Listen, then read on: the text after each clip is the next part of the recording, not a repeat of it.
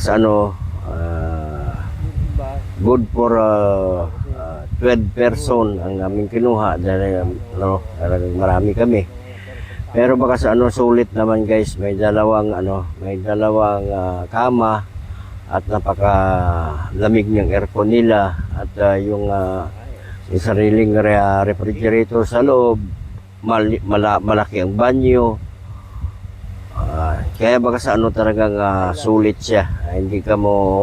Hindi agrabyado ang aming binayad dahil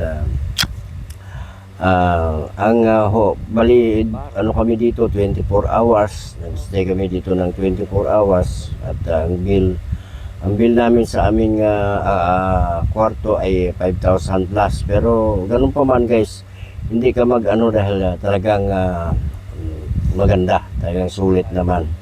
Kasya kami at